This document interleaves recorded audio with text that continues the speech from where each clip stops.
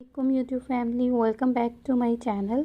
आज जो है वो हम नावल का थर्ड पार्ट स्टार्ट करते हैं। शायद वो शख्स इनका इरादा जान चुका था, इसलिए शीशे के काउंटर पर गोली चलाई और वो जो भागने का सोच रही थी, गोली की आवाज़ सुनकर अपनी अपनी जगह पर रुक गई। जमखान, ड्रैग का राइट हैंड तुमसे दी फ्लोर कैफ़े में मिलना चाहता है ताकि तुमसे डील कर सके। वो हमें डबल क्रॉस करना चाहता है, जबकि वो जानता है कि हमारी शिमनट थी और फिर इसने जिक को दे दी। रमेश ने जमखान को तफसील आगाह करते हुए कहा, वो ड्रैग अपना दिमाग चला रहा है। इसे लगता है कि हम पब्लिक प्लेस पर नहीं मार सकते। वो अपने आदमियों को भी ज़रूर साथ लाएगा, इसलिए पहले ही अपने आदमियों को कैफ़े के इर्द गिर्द फैला दो और जो लेविक का आदमी मिले इसे मार दे।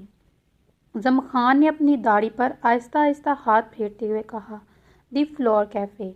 जमखान, रामिश और इनका एक साथी जैक्सन एक साथ कैफ़े में दाखिल हुए और कोने में बैठे लेविक के पास गए और वो सबसे बड़ा बेवकूफ़ था कि अपने साथ किसी को ना लाया। लेविक ने खड़े होकर इनसे हाथ मिलाया। वो लोग इसके साथ बैठ गए। जमखान, कैसे हो तुम? लेविक ने जमखान की तरफ देखते हुए तंजिया कहा, क्योंकि जमखान की डील जो इन लोगों ने जैक को दे दी थी, जो कि गैर कानूनी असला की थी। मैं कैसा हूँ इसके बारे में तुम्हें जल्दी पता चल जाएगा।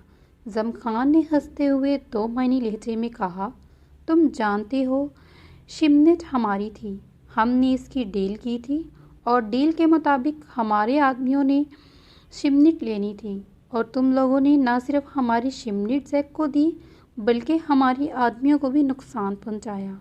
रामिश ने लेवक को सर्द आवाज़ में कहा, तुम लोगों के तो आदमी ही बीकी बिल्ली बनकर भागे, हमसे मुकाबला न कर सके। लेविक ने हंसते हुए कहा। जमखान, जो इसकी अब बकवास सुन रहा था, कि अचानक इसकी नज़र कैफ़े के दरवाजे से दाखिल होती हुई मेहरमा पर पड़ी। इसने एक नज़र इस लड़की की तरफ देखकर अपनी आंखों का जाविया बदलकर लेविक की तरफ देखा, जिसकी हंसी इसे इस वक्त भी जहर से भी ज़्यादा बुरी लग रही थी। तुम शायद भूल रहे हो कि इस वक्त किसके सामने बैठे हो और ना ही हमारी शिमनेट किसी और को देने की तुमने वजह बयां की है। रामिश ने इसकी बात पर गुस्सा जब्त करते हुए पुरस्कून लहजे में कहा और सामने काउंटर पर खड़ी सोफिया को देखने लगा, जो शायद अब अपने साथी से कोई बात कर रही थी। बार बार रामिश की नज़रें भटक कर सोफिया की तरफ जा रही थी, जो इसकी नज़रों से मुसलसल परेशान हो रही थी। रामिश ने इसे देखकर अपनी नज़रों का जाविया सामने बैठे शख्स की तरफ किया, जो शायद रामिश के मुताबिक कोई बकवास कर रहा था। जैक ने हमें इस शिमत के डबल पैसे दिए थे, इस वजह से डैक ने वो डील दे दी। अफसोस कि तुम्हारे आदमी वो शिमट भी हमसे ना ले सके। लेविक ने तंजिया मुस्कुराहट सजा कर कहा, तुम जानते हो कि हम तुम्हें अभी ख़त्म कर सकते हैं, इस वजह से ज़ुबान संभाल कर बात करो। रामिश ने इसे धमकी दी, जबकि धमकी सुनकर इसके माथे पर पसीने के छोटे छोटे कतरे दिखाई दिए, जो इसके डर का पता दे रहे थे। जमखान ने इसकी बात सुनकर दोबारा कैफ़े में नज़र घुमाई। इसकी नज़रें कांसी नीली आंखों से टकराईं, जबकि जमखान के मेहरमा को मुसलसल देखते से भी मेहरमा ने इससे अपनी नज़रों का जाविया ना बदला।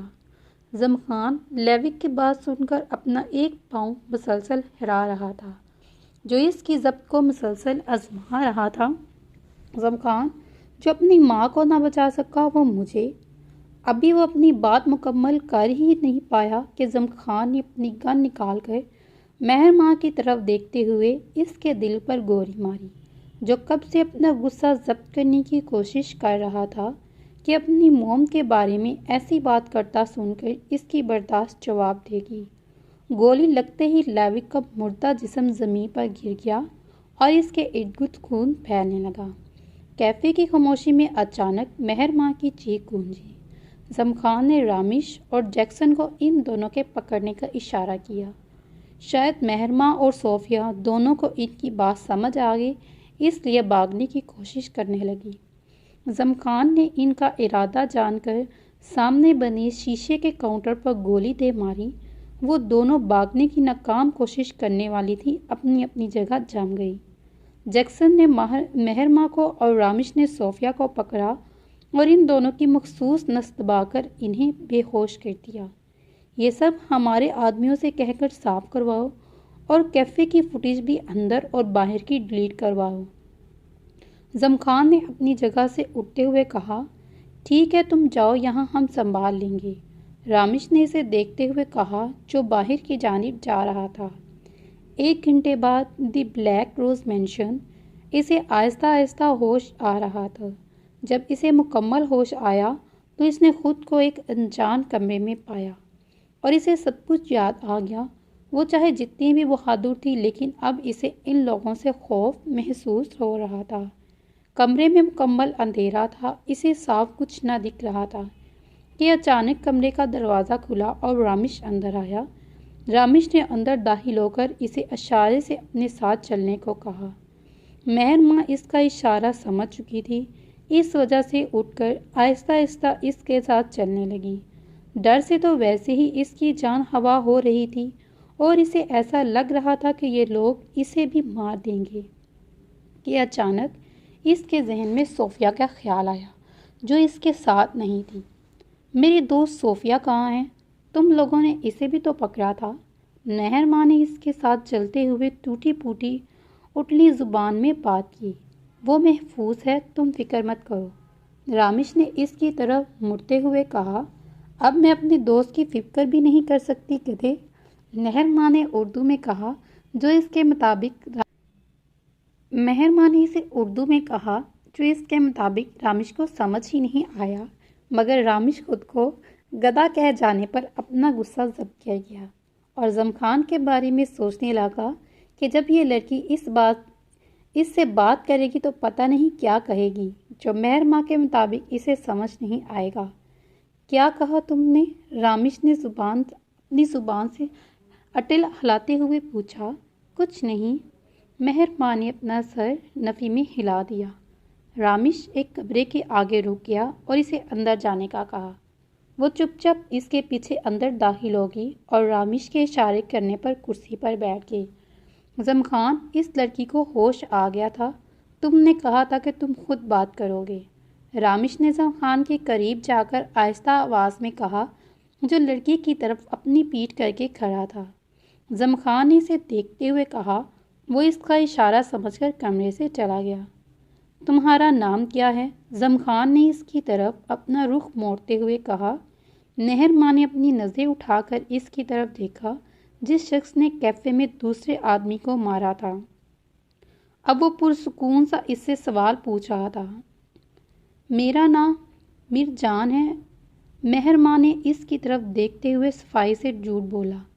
जमखान ने इसका झूठा नाम सुना तो करीब जाकर इसके बालों में हाथ डालकर पीछे खींचा और अपनी गन इसके गर्दन पर रख दी। मुझसे दोबारा झूठ बोलने की कोशिश मत करना। चलो अब जल्दी से अपना नाम बताओ। मेहरमा नाम है मेरा। मेहरमा ने अपने बालों को इसकी गिरफ्त में गन और अपनी गर्दन महसूस करके जल्दी से कहा। जमखान ने आहिस्ता से इसके बालों से अपना हाथ निकाला और इससे थोड़े फासले पर खड़ा हुआ। तुम्हारा नाम क्या है? मेहरमा ने जवाब इसका नाम पूछा। तुम मुझे सर कहोगी। जमखान ने इसे जवाब देकर मज़ीद सवाल किया। तुमने कैफ़े में क्या देखा मेहरमा? मैंने तुम्हें एक आदमी को कत्ल करते हुए देखा।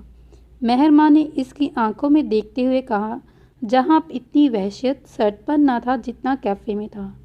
तुमने क्या देखा? इसने सर्द आवाज़ में दोबारा पूछा। मैंने तुम्हें कत्ल करते हुए देखा था, मेहरमा ने तकरीबन चीखते हुए कहा। जमखान ने दोबारा इसके बालों में हाथ डालकर एक बार ज़्यादा ज़ोर से खींचे। मुझे ऊंची आवाज़ में बात करने वाले लोग बिल्कुल नहीं पसंद। जमखान ने दूसरे हाथ से इसका गाल थपथपाते हुए और इसके बाल छोड़ते हुए कहा। मेहरमा ने जल्दी से सर हाँ में हिलाया। इसे बात समझ आ गई थी। तुमने कैफ़े में कुछ नहीं देखा था। याद रखना ये बात। मेहरमा ने इसकी बात सुनकर जल्दी से हाँ में सर हिलाया। जमखान ने कहते साथ ही इसे जाने का इशारा किया। गधे कहीं के, कैसे भूल जाऊंगी, तुमने एक शख्स को मारा, मेहरमा ने उठते हुए उर्दू में कहा, जिसके मुताबिक जमखान को समझ ही नहीं आया। लेकिन जमखान इसके मुंह से अपने लिए गधा लफ्ज़ सुनकर लाल पीला हो गया। इसकी तरफ मुड़कर तेज़ी से इसके करीब जाकर इसने इसके मुंह पर अपने हाथ दबोचते हुए उर्दू में ही इसे कहा, आइंदा अगर तुम्हारे मुंह से अपने लिए मैंने दोबारा लफ्ज़ सुना तो तुम्हारी ज़ुबान काट दूंगा। अपनी बात मुकम्मल करके इसने झटके से इसका मुंह छोड़ा और मेहरमा, जो अभी तक इसके उर्दू बोलने पर शौक थी, इसकी बात सुनकर जल्दी से अपना सर हिलाया। सोफिया को जब होश आया तो इसने खुद को एक खूबसूरत कमरे में पाया। वो नीले और सिल्वर रंग का कमरा था। इसमें हर चीज़ इंतहाई महंगी और खूबसूरत थी। इस वक्त वो बेड पर मौजूद थी। इसने इर्द गिर्द अपनी नज़रें घुमाना शुरू की तो अपने दाएं जानब सिर्फ रमेश को बैठे देखकर इसकी चीख निकली। इसे कैफ़े का सारा वाक़या किसी फ़िल्म की तरह याद आया। रमेश, जो इसे कब से लेटा हुआ देख रहा था, मुसलसल इसके बारे में सोच रहा था कि यह लड़की की कहीं देखी हुई लगी, लेकिन कहीं इसे याद नहीं आया। इसके होश आने और इर्द गिर्द का जायज़ा लेने के बाद वो खामोश रहा। फिर अचानक से इसे खुद को देखकर चीख मारी और देखते ही देखते इसका रंग सर्द हो गया, जैसे इसे सब याद आ गया हो।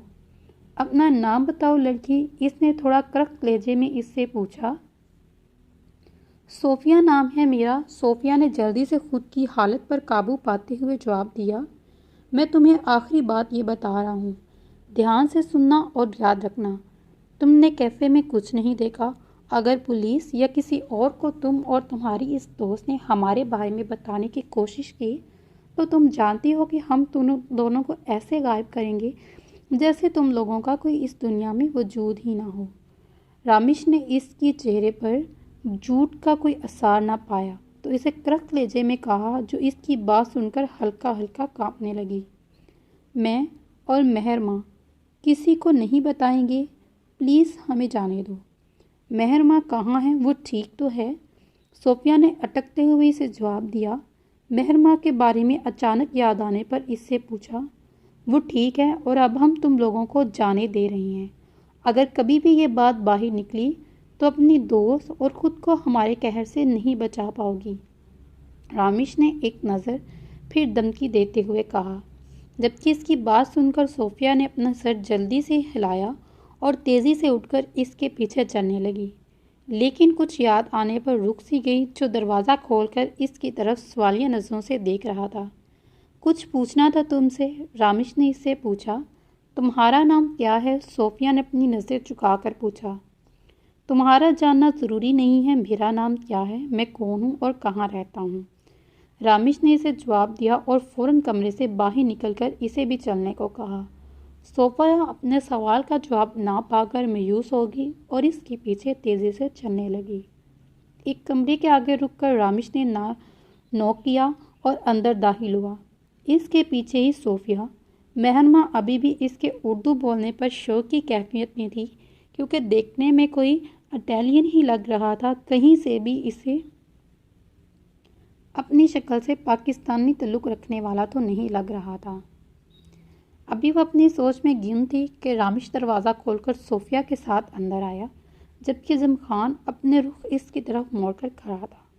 सोफिया को सही देखकर इसने एक पुरसुकून सांस ली और जल्दी से उठकर इसे अपने गले लगाया। अगर ये जल्दी इतनी ही पसंद आ गई तुम दोनों को तो बता दो, यहीं रहने का इंतज़ाम करवा देता हूँ। अगर नहीं रहना तो फिर जल्दी से मेरे साथ चलो। रामिश ने इनको एक दूसरे के गले लगकर बेजारी से लहजे में, जो हिलने का नाम ही नहीं ले रही थी, जबकि रामिश की बात सुनकर वो दोनों जल्दी से अलग हुई और इसके पीछे चलने लगी, जो अब दरवाजे से बाहर निकल रही थी। 1 घंटे बाद रामिश मेहरमा और सोफिया को छोड़कर वापस आया। अब जमखान के कमरे की तरफ जा रहा था। रामिश दरवाज़ा खोलकर जमखान के कमरे में दाखिल हुआ। जमखान इन्हें कैफ़े के करीब उतार दिया था और आखिरी बार फिर इन्हें बता दिया था कि अगर किसी को कुछ बताया तो इन्हें भी इस आदमी के साथ ही ऊपर पहुंचा दिया जाएगा। मेरा नहीं ख्याल कि वो किसी को बताएंगी। रामिश ने अपनी बात मुकम्मल करके इसकी तरफ देखते हुए मज़ीद कहा, जो अब इसकी तरफ मुतवज्जा था। मुझे लगता है कि मैंने पहले भी इस लड़की यानी सोफिया जिसे छोड़कर आया हूँ इसे कहीं देखा है, मगर याद नहीं आ रहा। इसने शायद पहले ही इस लड़की को किसी होटल में देखा था। अगर तुम्हें इस पर शक है तो इसका बैकग्राउंड चेक करवाओ, फिर देखते हैं कि वो कौन है। तुमने डेरिक को लेविक की डेड बॉडी का गिफ्ट भिजवाया। ज़म खान ने इसकी परेशानी का हल बताकर इससे लेविक के बारे में पूछा। ठीक कह रहे हैं, तुम चेक करवाता हूँ इसका बैकग्राउंड। अब तक तो डेरिक को इसका गिफ्ट मिल भी गया होगा और सारे कैमरों की वीडियो भी डिलीट करवा दी थी। और इस कैफ़े के मालिक यानी कि मुझे कोई मसला नहीं है। मैंने मैनेजर से कह दिया है कि वो सब संभाल लेगा। बहुत अच्छा किया तुमने। और जिक की अगली जो भी सिमत आएगी इस पर हमले के लिए हमारे आदमियों को कह दो। वो सारा माल मुझे हमारे पुराने बेसमेंट में मिलना चाहिए। इसमें गलती की कोई गुंजाइश नहीं। ज़म खान ने अपनी दाढ़ी पर आहिस्ता आहिस्ता हाथ फेरते हुए कहा, अच्छा ठीक है, मैं देखता हूँ, बाद में मिलता हूँ। रामिश इससे कहता हुआ चला गया। पिछले 2 सालों में इन्होंने इस शख्स को ढूंढने की बहुत कोशिश की जिसने इनके खिलाफ अल्बर्टो को गलत सबूत दिए, मगर वो शख्स ऐसे गायब हुआ जैसे कभी था ही नहीं। लेकिन अभी भी इसको ढूंढने के लिए ज़म खान ने पूरी कोशिश की। हाय मेहरमा, शुक्र है कि हम बच गए। मुझे तो अभी भी डर लग रहा है। देखो मेरे हाथ तब से कांप रहे हैं। सोफिया ने अपने कांपते हुए हाथ मेहरमा के सामने किए। वाकई मुझे तो लग रहा है कि आज हम ज़मीन के 6 फुट नीचे दफन हो गए। इसने मासूम सा मुंह बनाया। मेहरू, सच मुझे याद आया, आज डैड ने दूसरे शहर काम से जाना है, तो मैं तुम्हारे साथ रहूँगी। सोफिया ने याद आने पर मेहरमा से कहा, अच्छा हुआ मेरे साथ ही रहो। वैसे भी आज मैं अकेली नहीं रहना चाहती। मुझे तो बार बार इस शख्स की आंखें याद आ रही हैं। कितनी दहशत थी इन आंखों में। मेहरुमा ने खुश होते हुए कहा, मुझे तो हैरत हो रही है कि वो हमें छोड़ गए, वरना तुम्हें पता है कि ये गैंग वाले किसी को नहीं छोड़ते। या तो लोगों को बेच देते हैं या फिर गुलाम। सोफिया ने अपनी हैरत का इजहार करते हुए कहा, तुम भी ना शुक्रिया ही रहना। शुक्र है इन्होंने हमें छोड़ दिया। मेहरमा ने इसके सर पर हल्का सा थप्पड़ मारते हुए कहा, मेहरू यार, ये सब छोड़ो, मुझे ना बहुत भूख लगी है। कुछ खाने को ऑर्डर करो, तब तक मैं फ़्रेश होकर आती हूँ। सोफिया ने बाथरूम की तरफ जाते हुए कहा, ठीक है, मैं पिज़्ज़ा और बर्गर ऑर्डर करने लगी हूँ, जल्दी फ़्रेश होकर आ जाओ। मेहरमा ने अपना फ़ोन उठाते हुए कहा, ये कमरे का मंजर था। कोई वजूद खिड़की की तरफ मुंह किए खड़ा बाहर देख रहा था, लेकिन वो हकीकत में अपनी सोचों में गुम था और कमरे में मुकम्मल खामोशी।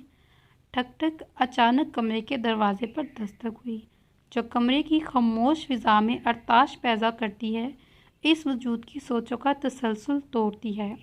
आ जाओ, वो वजूद अपनी बारी आवाज़ में कहता है। एक शख्स अंदर दाखिल होकर दरवाज़ा बंद करता है और इस वजूद की जानिब मुड़ता है जो अभी तक खिड़की तक की तरफ मुंह किए खड़ा था। बॉस, ज़म खान को अभी तक हमारे बारे में कुछ पता नहीं चला। वो पूरी कोशिश कर रहा है, जबकि अल्बर्टो को मारने के बाद इसकी दहशत अंडरवर्ल्ड में और फैल गई है। आजकल खबर मिली है कि जिक नामी शख्स का गैंग ज़म खान को तबाह करने की अपनी सी कोशिश कर रहा है। इसकी कोई शिपमेंट भी ज़बरदस्ती ड्रैग से ले ली। मैं इसे तड़पा तड़पा कर मारना चाहता हूँ, तभी तो इसकी माँ को मारा था। और फंसा कौन? वो बेवकूफ़ अल्बर्टो। अभी हम कुछ नहीं करेंगे, पहले इसे दूसरे गैंग से लड़ने, और जब इसे लगेगा कि इसका कोई दुश्मन नहीं रहा तो हम इस पर हमला करेंगे। इस वक्त तक थोड़ा सा इंतज़ार करो। इस वजूद ने कमरे में मौजूद शख्स से कहा, ज़म खान जैक की जो नई 2 शिपमेंट आई हैं वो हमारे आदमियों ने अपने कब्जे में ले ली हैं और माल इस वक्त बेसमेंट में मौजूद हैं। देखना चाहोगे? बिल्कुल नए हथियार हैं। रामिश ने अपने मोबाइल पर कोई मैसेज देखते हुए जमखान से कहा, अभी इसे जैक्सन का मैसेज मिला जिसमें इसकी कामयाबी की खबर थी और बताया था कि माल को बेसमेंट में पहुंचा दिया गया है। ठीक है, रहने दो, बाद में देखेंगे। और ड्रैग की तरफ से कोई खबर नहीं मिली। इसकी खामोशी मुझे तूफान का पता दे रही है। अपने आदमियों को हाई अलर्ट ही रखो। मैं चाहता हूँ वो पहले हम पर हमला करें। जब हम इस हमले में इसको ख़त्म करेंगे तो किसी की हिम्मत नहीं होगी कि हम पर उंगली उठाए। जमखान ने सिगरेट का कश लेते हुए कहा, तुम बिल्कुल ठीक कह रहे हो, मुझे भी यही लगता है। इसका ऐसा हशर करेंगे कि कोई हमें डबल क्रॉस करने की कोशिश ना करे। रामिश ने भी अपनी सिगरेट सुगलाते हुए कहा, कैफ़े वाले हादसे को 1 हफ्ता गुजर गया। मेहरमा और सोफिया से इन्होंने दोबारा कोई राब्ता नहीं किया और ना ही कोई इन्हें नुकसान पहुंचाया। इस वजह से वो दोनों पुरसुकून हो गईं, मगर सुकून ज़्यादा देर ना रह सका। इनकी यूनिवर्सिटी की क्लास के एक लड़के ने सोफिया और मेहरमा की कुछ तस्वीरें एडिटर से बनाई थी, जिससे इसने सोफिया और मेहरमा दोनों को ब्लैकमेल किया और इन्हें फोर्स किया कि अगर वो तस्वीरें वायरल नहीं करवाना चाहती तो इनसे थी 9 स्ट्रा कोस्ट क्लब में आज रात मिले। अब वो दोनों परेशान सी बैठी थी, रात के बारे में सोच रही थी, कैसे इस लड़के से क्लब में मिली, क्योंकि ना तो पहले सोफिया कभी क्लब गई और ना ही मेहरमा। लेकिन दोनों की मजबूरी थी, अगर वो ना गई तो वो लड़के इसे धमकी दे रहे थे। दी 9 स्ट्रा कोस्ट क्लब, वो दोनों डर्टी डर्टी क्लब में आ गई। लेकिन जान अब सही मायनों में इनकी अटकी। क्लब का माहौल ही कुछ ऐसा था, हर तरफ बेहयाई सरेआम। आधे अधूरे कपड़े पहने लड़कियां और लड़के नाच रहे थे। वो दोनों बचते बचाते अंदर दाखिल हुई। अब इन्हें प्राइवेट रूम में जाना था और लोगों का भीड़ से गुजरकर ऊपर बने प्राइवेट रूम की तरफ जाने लगी। वो ऊपर पहुंची तो पहले ही वो लड़का रूम के बाहर खड़ा इनका इंतज़ार कर रहा था। शराब पी रहा था और सिगरेट सुगला रहा था, जबकि मेहरमा और सोफिया तो इस हालत में देखकर डर ही गईं। वो दोनों डरते डरते इसके पीछे अंदर गई, जबकि अंदर का माहौल देखकर इन्हें लगा कि वो आज यहाँ से जिंदा वापस नहीं जाएंगी। जमखान और रामिश के पीछे पीछे वो बाहर तक आ गई थी। अब वो घर कैसे जाएं, यही वो सोच रही थी। और जमखान और रामिश के साथ वो जाना नहीं चाहती थी। लेकिन जब रामिश ने इन्हें कार के अंदर बैठने का कहा तो चुपचाप कार की पिछली सीट पर बैठ गईं और रामिश ने ड्राइवर सीट संभाली और इसके साथ ही फ्रंट सीट पर जमखान बैठा। गाड़ी में मुकम्मल खामोशी थी। इस खामोशी में सिर्फ सबकी सांसों की हल्की हल्की आवाज़ें थी, जबकि मेहरमा और सोफिया बस अब जल्दी से जल्दी सही सलामत अपने फ्लैट में पहुंचना चाहती थी। तकरीबन आधे घंटे के सफ़र के बाद रामिश ने गाड़ी मेहरमा के फ्लैट के करीब रोकी। इस बार जो बेवकूफ़ी की है दोबारा करने की कोशिश मत करना। हम दोबारा तुम लोगों को बचाने नहीं आएंगे। गदर में भी तुमसे ज़्यादा अक्ल होगी मेहरमा। जमखान ने पहले दोनों से और आखिरी बात ख़ास तौर पर मेहरमा से कही, अपना हिसाब बराबर किया। मेहरमा और सोफिया जो दरवाज़ा खोलकर बाहर निकलने लगी, इसकी बात सुनकर रुक गई, जबकि मेहरमा ने खुद को गधे से कम अकल कह जाने पर इसकी बात का करारा जवाब देना चाहती थी, मगर सोफिया ने जल्दी से इसके हाथ पर अपना हाथ रखकर इसे कुछ भी कहने से बाज रखा। मेहरमा के बोलने से पहले ही बोल पड़ी, जी हम आइंदा ध्यान रखेंगे। आपका बहुत शुक्रिया, आपने हमें एक बहुत बड़ी मुसीबत से बचा लिया। इसी दौरान रामिश फ्रंट मिरर से इसे मुसलसल घूर रहा था, जिससे सोफिया बखूबी वाक़िया थी, मगर इसे नज़रें उठाकर देखने की हिम्मत इसमें ना थी। सोफिया अपनी बात मुकम्मल करके जल्दी से कार से बाहर निकली और साथ ही मेहरमा को भी खींचकर बाहर निकाला, जो जमखान को मुसलसल अपने घुड़ियों से नवाज रही थी, जबकि इसकी इन मासूम घुड़ियों से कोई फ़र्क नहीं पड़ता था।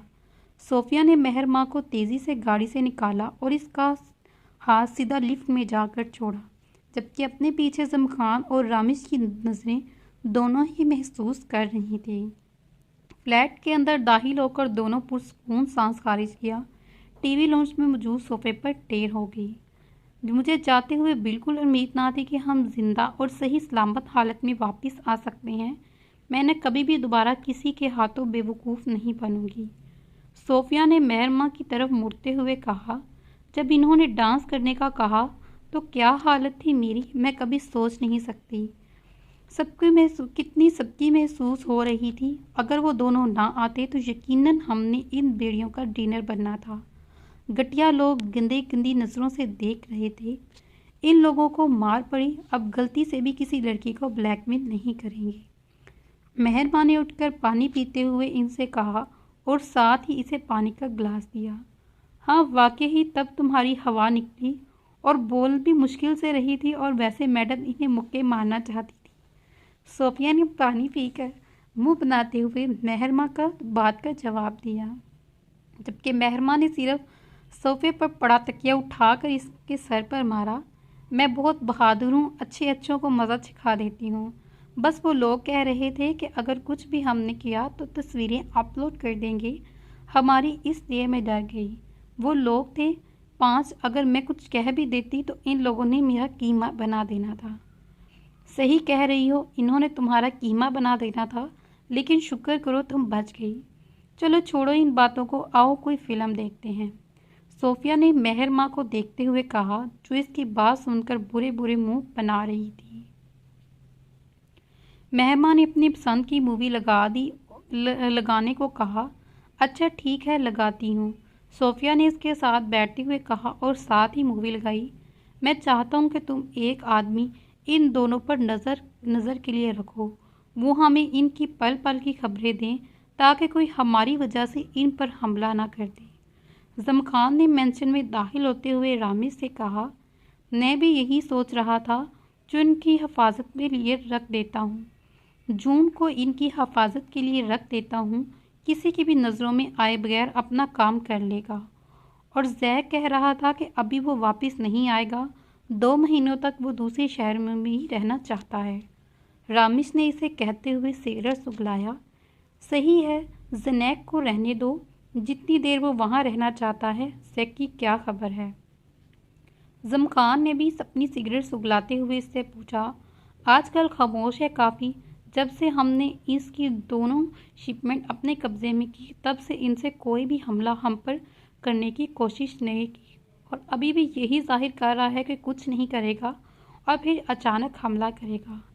रमेश ने सोचते हुए कहा, बिल्कुल ठीक कह रही हो तुम, मुझे भी यही लग रहा है। इसलिए मैं चाहता हूँ फ़िलहाल हमारे आदमी अलर्ट ही रहें, ताकि कोई अचानक हमला कर भी दे तो हमारे कोई मसला ना हो। जमखान ने अपनी दाढ़ी पर हाथ फेरते हुए कहा, सब अलर्ट हैं, वैसे भी मैंने कुछ और आदमी भिजवा दिए हैं माल की हिफाजत के लिए। रामेश ने अपनी सिगरेट का आखिरी कश लिया। सही है, फिर बाकी बातें सुबह होंगी, फ़िलहाल मैं थोड़ी देर आराम करना चाहता हूँ। जमखान ने अपनी सिगरेट ख़त्म करके फेंकते हुए कहा और अपने कमरे की जानिब चल पड़ा, जबकि जहन में अभी तक मेहरमा का ही ख्याल था कि इसे वो लड़की पहले समझदार लगी थी, मगर आज इसकी हरकत के बाद इसे पता चला कि वो लड़की अक्ल से पैदल है। इसे सोचते हुए वो नफ़ी में अपना सर हिलाते हुए कमरे की जानिब चल दिया और सोचने लगा कि मैं क्यों इस लड़की को सोच रहा हूँ। बाहर में जाए, अपने सर को हिलाकर इसकी सोचों से छुटकारा पाने की इसने अपनी सी कोई कोशिश की।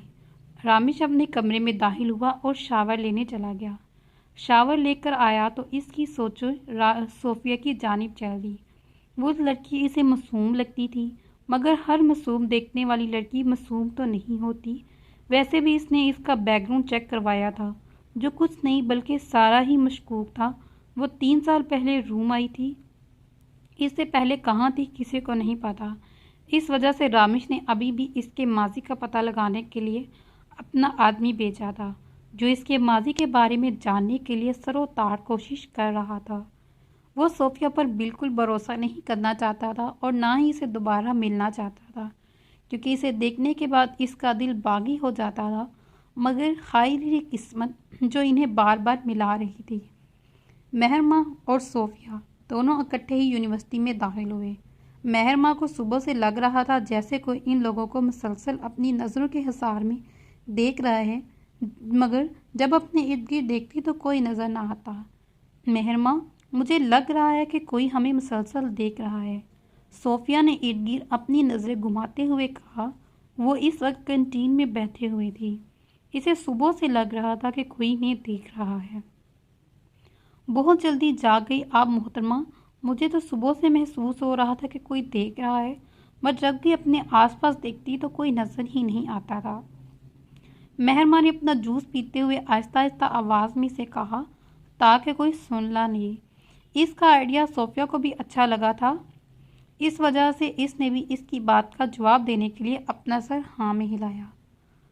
जून जो सुबह से इनकी नज़रों में आए बगैर इन पर नज़र रख रहा था, इसे भी लगा कि इसके अलावा कोई इन्हें देख रहा है, लेकिन जब इधर उधर देखता तो कोई नज़र नहीं आ रहा था।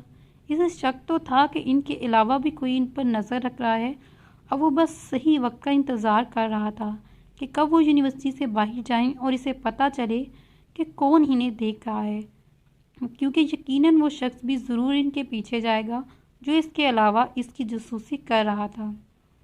1 घंटे बाद मेहरमा और सोफिया अपनी क्लास लेकर अपने घर वापस जा रही थी।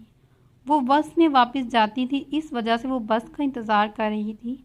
बस आने के बाद वो इसमें दाखिल होकर मेहरमा और सोफिया आखिरी सीट पर बैठी, ताकि देख सके कि अगर कोई इन्हें देख रहा है तो इन पर नज़र रखने के लिए इनकी तरफ पीछे को ज़रूर देखेगा।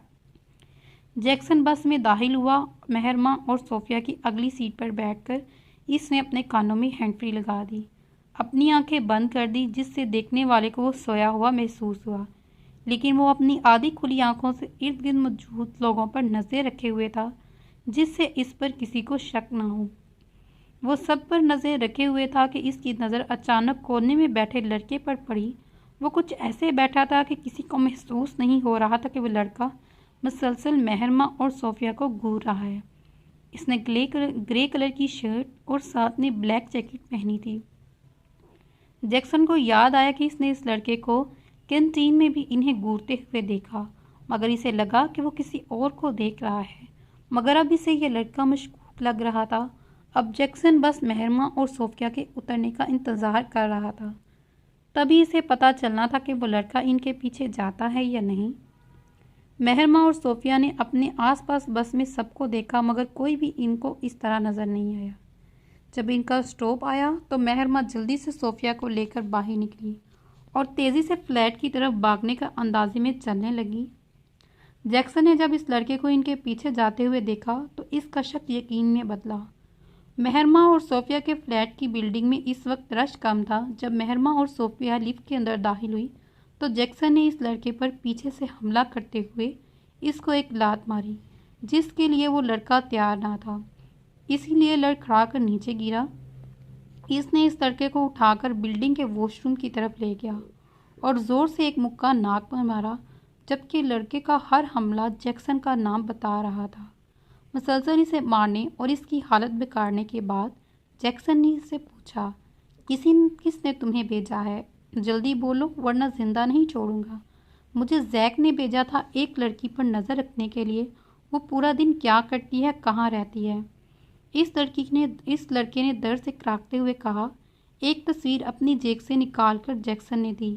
इस तस्वीर में मौजूद लड़की मुझे नज़र रखने का कहा।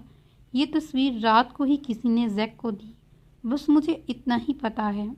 जैक्सन ने एक नज़र इस लड़के को देखा और इसे अपने साथ खड़ा करके ले जाते हुए कहा, चुपचाप मेरे साथ चले जाओ, भागने की कोशिश मत करना वरना यही मारकर फेंक दूंगा। मैंने सब तो बता दिया है, अब मुझे जाने दो। जैक्सन इसे बिल्डिंग से थोड़ी दूर खड़ी अपनी गाड़ी के पास ले गया और इसके अगले ही मखसूस नस दबाकर इसे बेहोश किया और अपनी गाड़ी में डालकर मेंशन की तरफ रवाना हुआ। जमखान अपने पालतू कुत्ते जैकी के पास बैठा हुआ था। इसके सर पर हल्का हल्का हाथ फेर रहा था जब रामिश अपने बालों में हाथ फेरते हुए इसके पास आया, और जमखान अच्छे से जानता था कि जब रामिश हाथ अपने बालों में फेरता है तो इसने यकीनन कोई गलती की होती है या फिर तो वो नर्वस होता है। जमखान, एक प्रॉब्लम हो गई। जैक ने अपना एक आदमी रात को हमारी जासूसी के लिए भेजा। इसने जैक को कुछ तस्वीरें दी हमारे क्लब से बाहर निकलने की। रामिश ने इसके सामने तस्वीरें की। कहाँ मरे हुए थे सब जब इसने तस्वीरें ली और ये तस्वीरें कहाँ से मिली? जमखान ने अपने गुस्सा जब्त करते हुए सख्त आवाज़ में रामिश से पूछा तो वो तस्वीरें देखकर ही गुस्से से पागल होने को था। वो तस्वीरें इसकी और मेहरमा की थी जब वो क्लब से बाहर निकल रहे थे। कुछ इस अंदाज से ली गई थी कि सिर्फ मेहरमा और जमखान ही दिख रहे थे। वो जानता था कि इसकी एक गलती की वजह से अब मेहरमा की जान खतरे में थी, क्योंकि अब तक सब गैंग तक जैक ने ये तस्वीरें बेच दी थी और ये कहकर मेहरमा जमखान की कमज़ोरी है और अब जिन जिन लोगों को इससे दुश्मनी थी वो मेहरमा को ही अपना टारगेट बनाएंगे।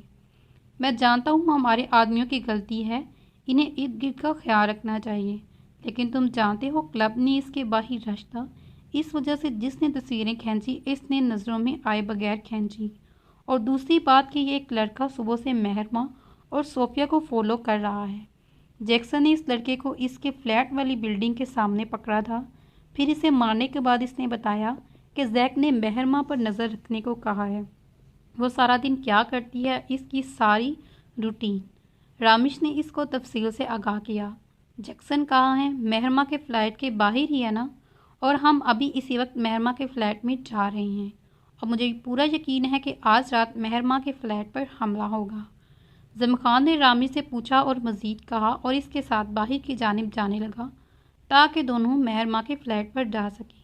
हाँ जैक्सन, इसके 2 आदमी इन पर नज़र रखे हुए हैं, वो महफूज हैं, तुम फिक्र मत करो। रामिश ने इसकी तरफ देखते हुए कहा, जो खुद को वैसे तो बज़ाहिर बेराज दिखा रहा था मगर अंदर से मेहरमा के लिए परेशान था। रामिश जानता था कि वो अभी तक अपनी मोम को ना बचाने का जिम्मेदार खुद को समझता है।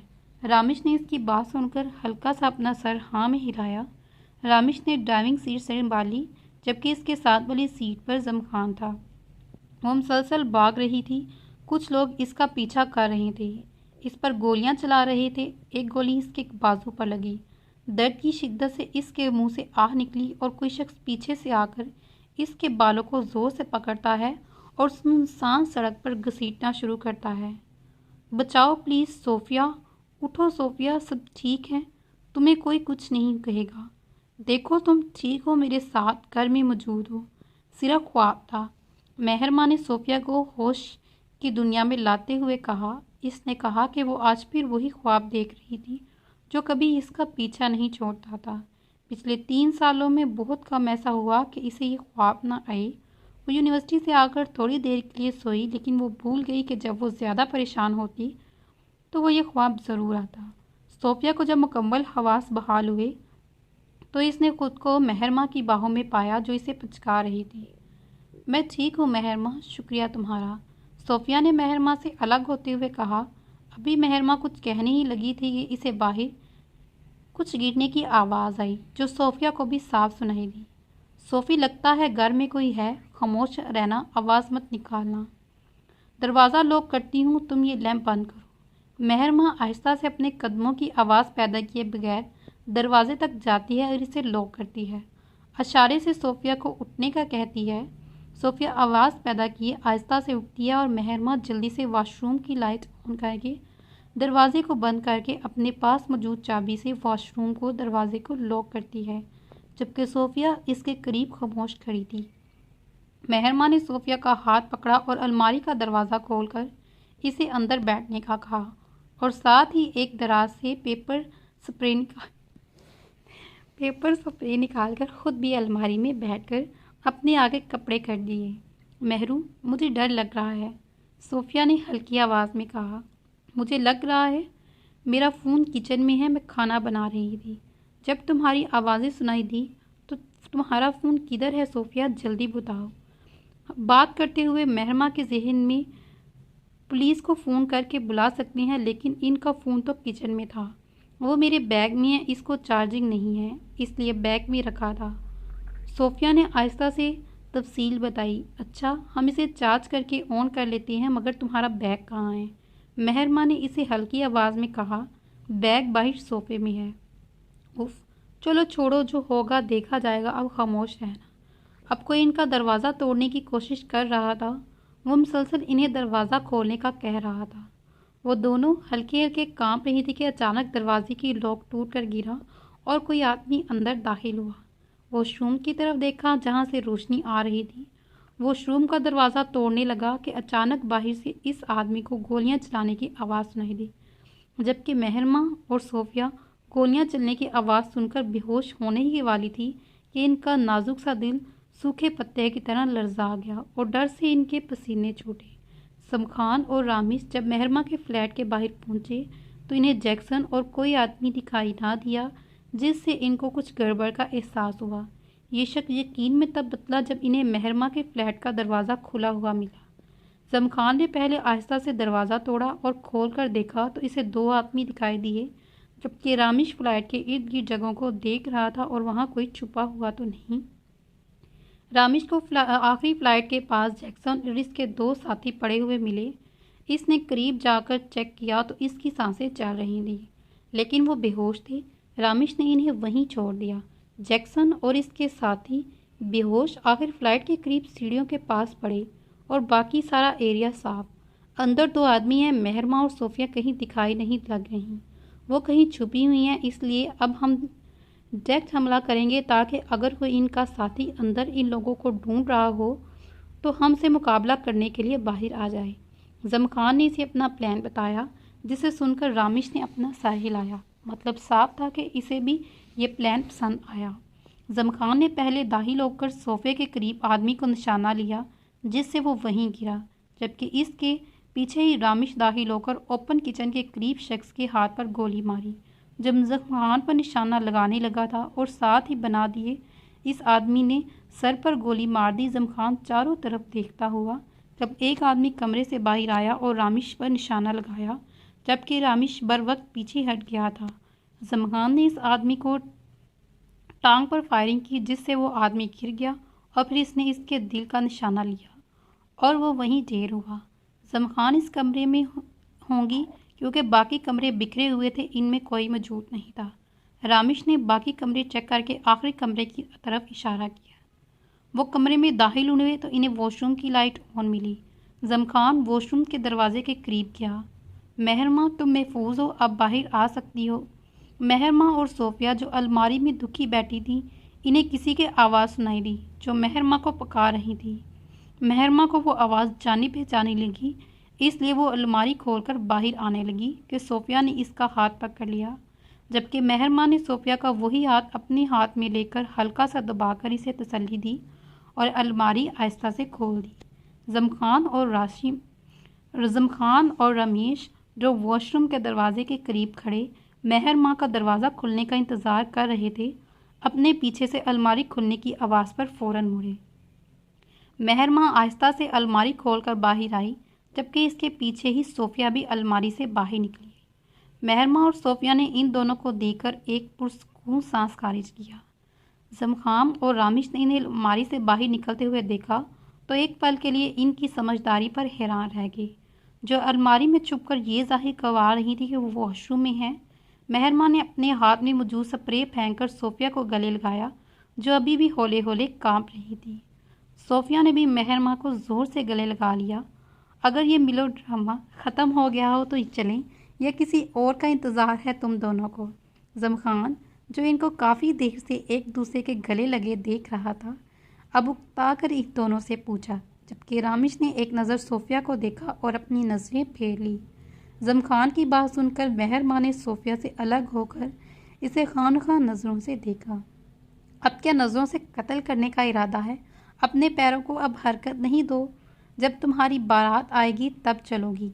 जमखान ने अपनी तरफ खानखा नज़रों से देखते हुए तंज किया। जी बिल्कुल, मैं इंतज़ार ही कर रही हूँ कोई शाही बग्गी आए और मैं इसमें बैठकर चलूँ। मुझे याद है, या तुम लोग हमारे घर क्यों आए और मेरे अपार्टमेंट में किन लोगों ने हमला किया। तो चलिए फिर इस नावल का इख्तिताम यहाँ पे करते हैं। मिलते हैं अगली वीडियो में, तब तक अपना ख्याल रखिएगा। अल्लाह हाफिज़, टेक केयर। और मैंने आप लोगों से एक बहुत ज़रूरी बात करनी थी कि ये जो भी नावल मैं अपलोड कर रही हूँ, इन सब की प्लेलिस्ट आप लोगों को मिल जाएगी। अगर आप लोगों को नावल ढूंढने में मुश्किल हो रही है तो प्लेलिस्ट सबकी बनी हुई है, आप वहाँ से जाकर ईज़िली नावल देख सकते हैं।